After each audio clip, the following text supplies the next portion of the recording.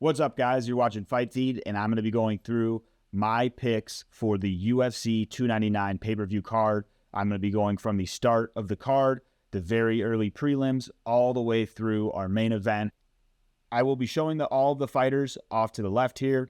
Now, I want to just do a quick disclaimer because the last fight night video I did, some of the fights changed after making the video. Had no idea of that. So let's just hope this time these fights all stick and you guys are able to kind of see my choices and see how well I chose, I guess, if you will, from the start of the card to the finish. So once again, we're going through UFC 299 that is happening on March 9th in Miami. Let's go ahead and dive into the first fight of the night. All right, looking at this fight, we've got the Joanne Wood and Marina Moroz women's flyweight bout. Looking at both their records, Joanne Wood has had quite a few decision wins in her career. She's definitely had a lot of experience. In terms of age, Joanne Wood is kind of at the tail end, right? She's 38, and so she is up there in that age range where, you know, she could really retire or continue on, but I think that's all based on performance, right? And so I don't think she's looked horrible in her last, few fights, but one thing that I noticed in looking at and doing some research on both fighters is Marina Moroz has actually beaten Joanne Wood previously in the octagon. I think she finished her by armbar. And in looking at Joanne Wood's just overall record, she has succumbed to armbar or other types of submissions throughout her career. So in my opinion, just based off of that, I guess surface level dive in, I did not really watch a lot of tape or anything on either of these. But what I'll say is kind of looking at both of these, I feel like based on the past that Marina's found that win before, Marina's got age on her side. Both are experienced. I just think Marina is going to get the win. I'm not exactly sure how, but I think that she will get the win on Saturday. So just like just like previous videos, I am going to circle who I think is going to win. We got Marina. Sorry for the highlighting. Not sure how that happened. Going into the next fight, we got CJ Vergara versus Asu Almabayev. Almabayev. It's a flyweight bout. This fight, I think CJ Vergara, I've seen him do well in the past. He's had some strong performances. But kind of looking at both fighters, I just feel like Asu Almabayev has a better game all around. Now, I will say, we've seen some of these Kazakhstan guys in like Moldova or wherever the fuck. We've seen them be crushed a bit in terms of some of their U.S. competition. Charles Johnson recently had a huge upset over an undefeated fighter from that region.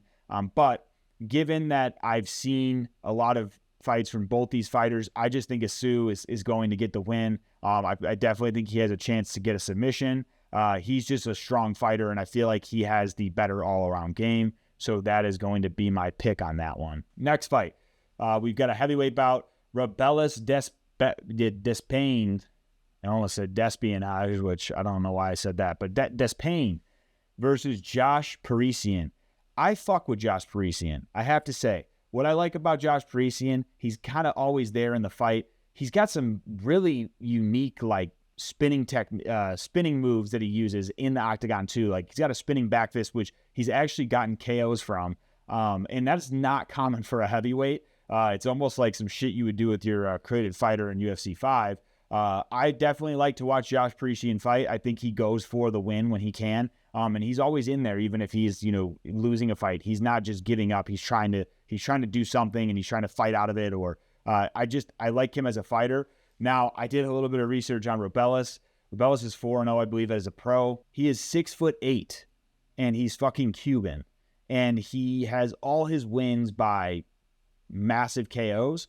So this one was a hard choice for me because I think Josh Parisian has that experience edge here, and Josh knows how to fight, right? Like he knows, like, if a guy is striking better than him or showing that they're more skillful on the feet, he finds ways to, get guys against the cage and lock them up and tie them up in the clinch with some dirty boxing. So I think Josh Parisian has a chance to win this fight, but based off of Rebellis's, his overall stature, his size, his power, being from Cuba, Like, what do we know about Yoel Romero? Like, they're very hard fighters to finish.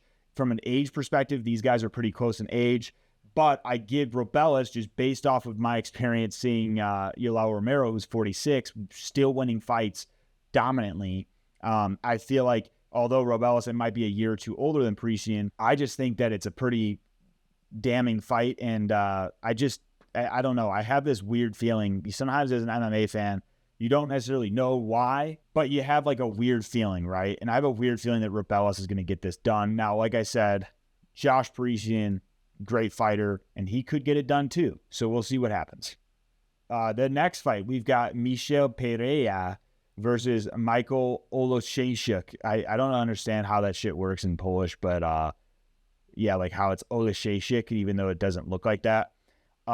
This is a great fight, actually, because Michael Oleszejczyk has really good boxing, and he's looked very good in a lot of his fights. But my issue with choosing him in this fight is that Michel Pereira has just that capoeira style. He's so powerful on the feet. Just like really, when you watch him, like when I first saw him fight, he fought that Canadian guy who was like half his size, and the Canadian guy actually won, and I was super happy because I felt like Michel Pereira was kind of like coming out with some shit talk. And I'm like, dude, what if this little Canadian dude beats him? And he did. It was a cool fight to watch. And it was also one of those things, as I learned as an MMA fan, that anything could fucking happen in the octagon, right? I think Michel Pereira moving up to middleweight is a great move for him. And I feel like he is going to find the win here. Michael Oleszejczyk has had, I think it's Michel Oleszejczyk. Sorry, guys. He has had some losses in the past, and he has been caught previously. I feel like Michel Pereira has a skill of just catching people. And like his last fight to be able to knock out Andre the way he did, I feel like Michel is going to get the win here. I'm going to circle his name. All right. Next fight, we've got Ian Cutelaba versus Felipe Lins. To be honest with you, this is a hard choice for me. Ian Cutelaba has looked very good in a lot of his fights, and he's also been beaten quite a bit as well. Other fighters have been able to just find either submissions or, beat him on the feet and then get a submission. Felipe Lins, I don't know as much about him. I've definitely seen him fight, and I know his name, but I just think that in this fight, I would have to go with Ian Cutelaba just based off of, he's kind of come back. What's interesting about Ian Cutelaba is he's been in there with like the murderer's row of the light heavyweight division. Like he's fought Glover Teixeira, who's previous champion. He's fought some of these other up and coming guys like Ryan Spann. He has looked very good. And obviously he had the pair of losses to Ankalaev, which I actually was at the time rooting for Ankalaev because I felt like Ian was kind of talking a lot of shit. But Ian's looking good, and I think he's fighting out of Extreme Couture, so I really like Eric Nixick and some of the game plans he's able to pull together for his fighters. I think Ian can get this win. Okay, jumping up to our prelims, out of the early prelims, we've got a bantamweight bout, Pedro Munoz versus Kyler Phillips, which I think his nickname's The Matrix. I fucking love Kyler Phillips. I feel like he has just always shown a level of skill that is exciting. He's also fighting out of Arizona, so shout out to him. I'm in Arizona myself. I love Kyler Phillips' game, and I love to watch him fight. He's always, kind of surprised me even since he was on the Ultimate Fighter back in the day. I love watching him fight, and I feel like he's determined, he's focused, and he's got age on his side as well. But he's also got speed, and his hand speed is just second to none. And I just think that when I'm comparing that to Pedro Munoz, Pedro's a fucking beast in and of itself, but I think Kyler's going to find the win. So, jumping into our next one, we got a lightweight bout. Mateusz Gamrot, it's another Polish name there, versus Rafael Dos Anjos. In this fight, Rafael Dos Anjos, great fighter, great career so far. He's done so many things in the UFC alone. I'm going to have to say, though, I just think Mateusz Gamrot has got the stronger game at this point in his career, and I think that he'll be able to overpower in the wrestling department. I don't know necessarily from a striking perspective how well that'll go, but I think that Mateusz Gamrot has a better overall grappling game, and he'll just be able to kind of dominate from that perspective, and I feel like he's going to get the win. All right, this next bout, it's a women's flyweight bout. We've got Kate. What the fuck? Did Chukagian get married? I guess so. Or maybe she got divorced. I don't know. That's definitely not the name I know. That's Katlyn Chookagian, though, isn't it? I think. All right. Well, this fight actually, this is a great fucking fight. I know a lot of people talk shit about women's fights, but Macy Barber has looked fucking awesome. And I'm a big fan. And Katlyn Chookagian, say what you will about her, she's got some fucking brutal kickboxing. Like, she's a great kickboxer, great jab. I love her knees up the middle that she throws. I wish she had a little more pop in her shots and was able to find KOs more. But, I mean, if you've seen some of her masterclass performances, like, she will literally tag an opponent with just standard kickboxing combinations, boxing combinations too, right? Like, she'll just throw the jab straight down the middle, hit him with a hook. She's got the knees up the middle.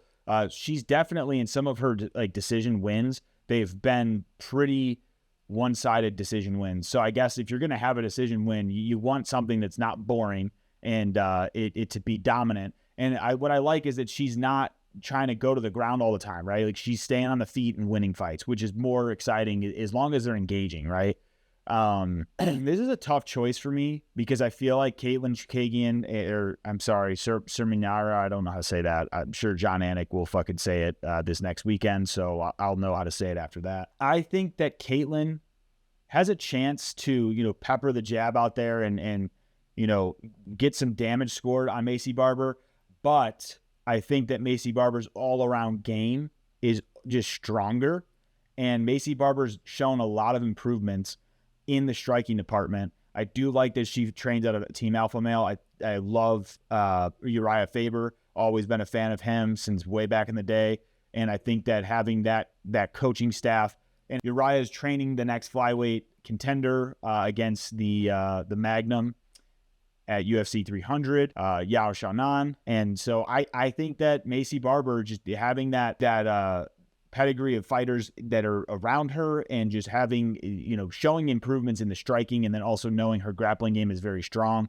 I think that she has a chance, like I said, to be hit with some damage, right, from Katlyn. But if she can close that distance, which she has been masterful at in her last fights, she's going to find that win. Whether it be by finish or just a decision in terms of her owning the dominance of the fight from start to finish. Jumping into the next fight here, we have Curtis Blaydes versus Jailton Almeida. All right, this is a great fight. It's probably the fight that should have happened a long time ago, and I think it was already scheduled. Derek Lewis, Black Beast, stepped in when Curtis was injured. I'm going to go Curtis Blaydes. Curtis Blaydes, his dad's he's from Aurora, Illinois. One of my best friends who I used to watch UFC with, his dad went to college with Curtis's dad. So he knows Curtis personally. They've never hung out or anything, but his dad knows Curtis's dad. So there's a connection there. Curtis Blaydes has had some bad losses in the past.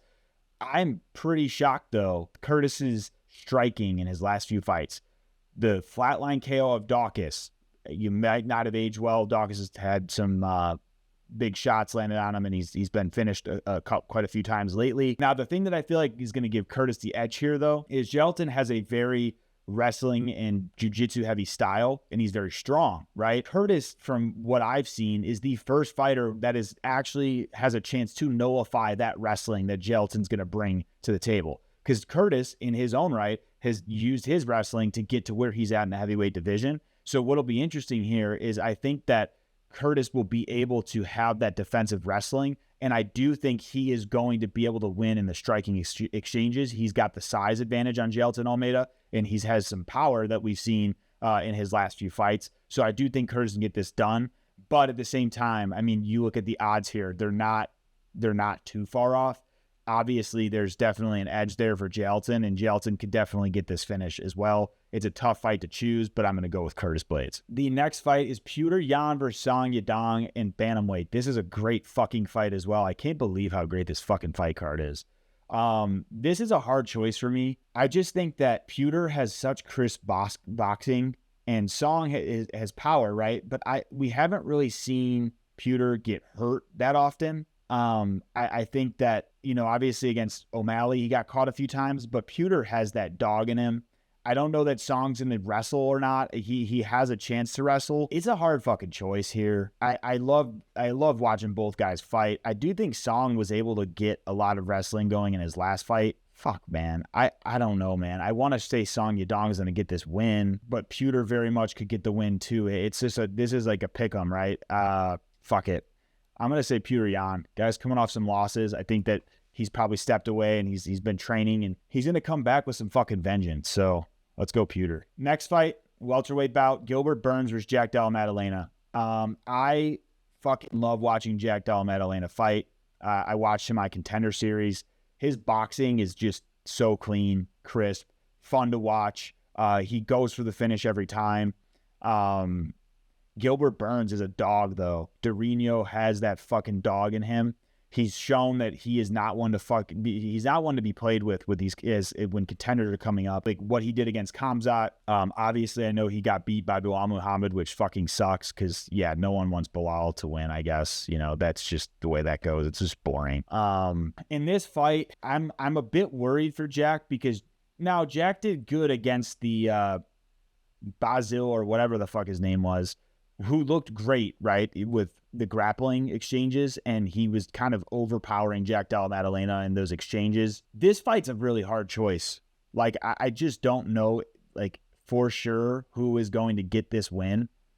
I feel like Jack Della Maddalena, if it stays striking, Jack Della Maddalena has the opportunity to get the KO per usual, right? What worries me, though, is that he's shown some weaknesses in the grappling, not necessarily in the grappling department in terms of like getting finished, but obviously, you know, versing that guy his last fight, Basil Hafez, I think his name is. Basil was able to get Jack down quite a bit. And like I said, he wasn't able to get the finish, but I feel like you take a guy like Dorino and you put that against Jack, that is what concerns me. I think in this fight, Gilbert's got a lot to fight for. He's coming back. He's got the jiu-jitsu. Fuck, man. I'm going to go Jack Della Maddalena. And I might regret it because what I'm thinking about as I'm circling this here, and you can hear my thought process, I think that Jack has this from a striking perspective, but I have this weird feeling that Gilbert's going to get him down and get a submission. I'm hoping Jack. I love both fighters. We'll see what happens. All right, guys, jumping into the next one. We've got a welterweight bout. My boy Kevin Trailblazer Holland, Michael Venom Page. I think this is another one. This card is full of bad feeling. It's just full of bad feelings. Like I have these bad feelings about who I think's gonna win, right? I'm gonna go Kevin Holland, right? And the reason I'm going Kevin Holland is we've seen this in the past, right? So Michael Venom Page has looked stupendous against the competition that was in Bellator. Now, I chose wrong. I thought Michael Chandler was going to get his ass whooped by Dan Hooker. Michael Chandler has proved me wrong time and time again. With that said, I think that Kevin Holland, he just has a different style. He has all the tools as a mixed martial artist, and he has his ground game. He has the striking. Like, I love his striking, and I love that he's a 6'3", skinny. He's got great range for that division, especially at welterweight. And I mean, he's got power. Like, he is a thin guy who knows how to use that length, right, and get those power shots in there and knock fools out. I've loved Kevin Holland since watching him on Contender Series. He also brings a style that's different, right? The talking and stuff. What's so great about this fight is it's almost could be its own main event, right? If you're doing a UFC fight night, both these guys are showmen. I think that obviously Michael Venom Page has kicks and he has these tools in his bag that he could land a kill shot on Kevin Holland. But the thing is, we really haven't seen Kevin Holland get knocked out like that. And I think on the feet, Kevin Holland has that ability to catch Michael Page, especially with his striking, and knock him out. And also the great thing about this too is that I think if Kevin Holland's able to exchange with Michael Page and hurt him, he can go to the ground and get the win there pretty easily, and vice versa, right? If Michael Page gets Kevin hurt, Kevin has that defense there to be able to get a submission. So I'm going to choose Kevin Holland here. I hope that he is able to pull out for us. I'm always going to the United States if I can. All right, guys, this next fight. Okay, this is another one. This is just a fucking bad feeling fight, right? First of all, you got number 12 versus number 3, which is crazy. But we got Dustin Poirier, the Diamond, versus Benoit Saint Denis. I really love Dustin Poirier. I actually have a video on my channel. You guys can see that's all of his finishes. I pulled that together because I am a big fan of Dustin Poirier, big fan of what he stands for, big fan of the short, how he pulls the shorts.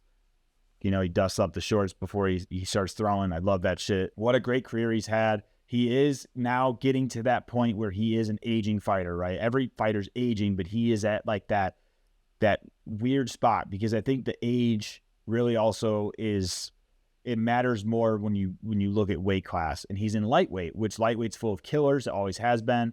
But being his age in a lightweight or a lighter class is not always that great. That said, Poirier's got the head shave for this fight. I think I saw him in the countdown.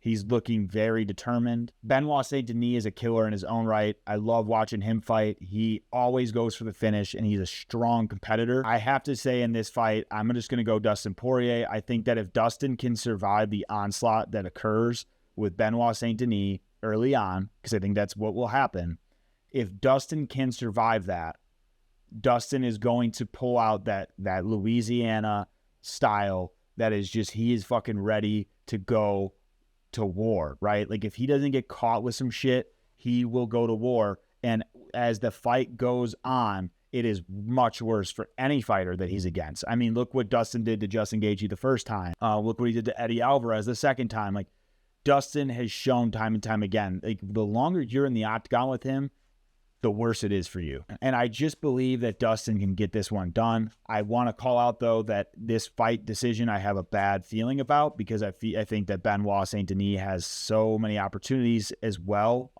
given that he's a high caliber fighter, shown great skill in the octagon, great head kicks.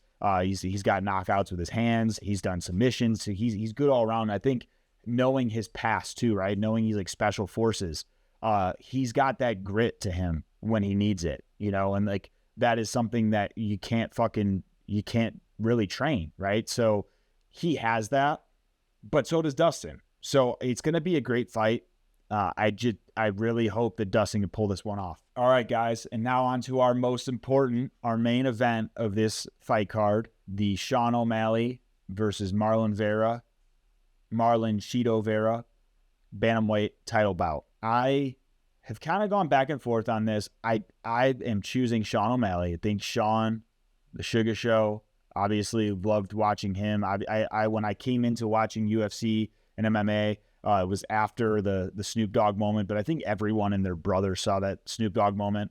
But being able to relive that and then also watch kind of every fight since then from Sean. I've been a huge fan of the Sugar Show ever since he started. I love his style. I love that he markets himself. I know there's a lot of hate that comes with that, but his ability to market himself in this day and age has been really impactful and for his own career. But he's put bantamweight on a different level of superstardom. I think that he's made it interesting, and him being the title holder in this weight class is just better for the UFC in terms of like the different matchups they can make.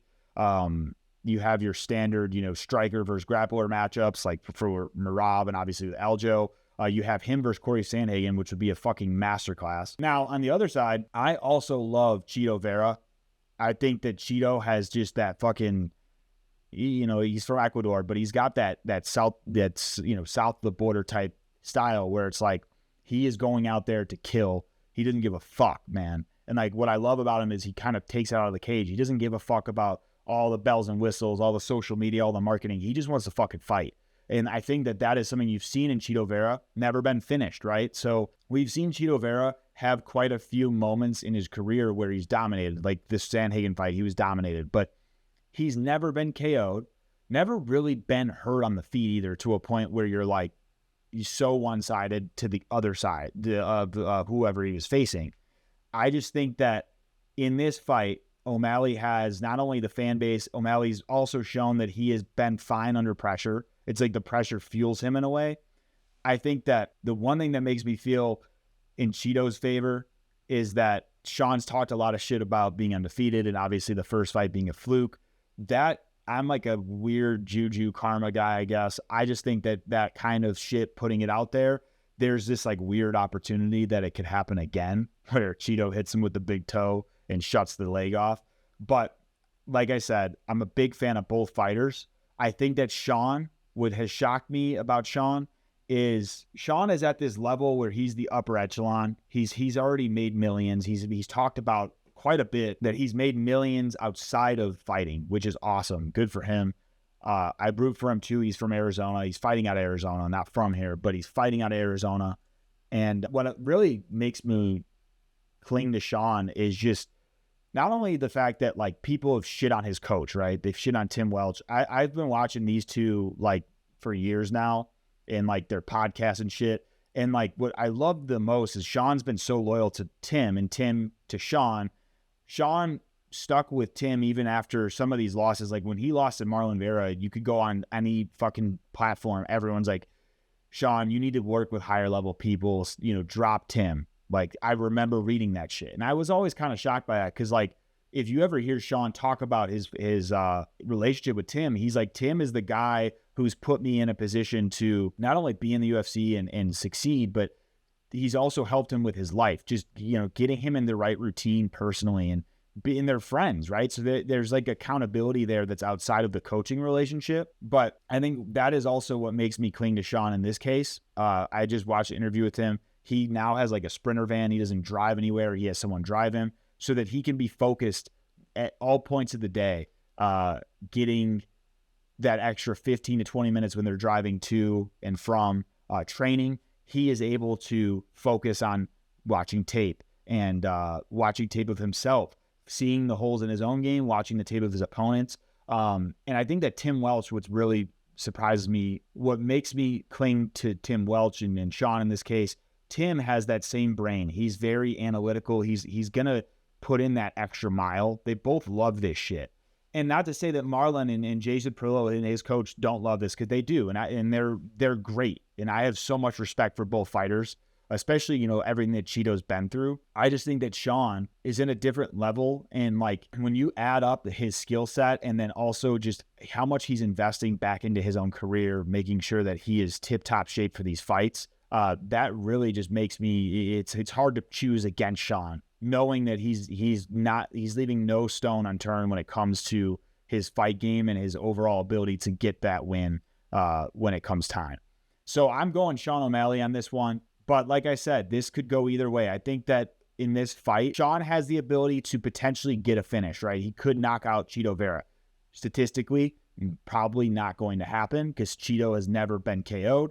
But there's that opportunity there, right? Sean has the power to do so, and he has the speed as well. If this fight goes 5 rounds, I think the deeper into the fight you go, the better it is for Chito Vera. Chito's had several 5-round fights, whereas Sean really hasn't, right? He's been scheduled for 5-round fights, but he has not had to go 5 rounds. I think his actual first 5-round fight was with Aljo, if I'm not mistaken. Because of that, I think that there's a few ways you can look at it.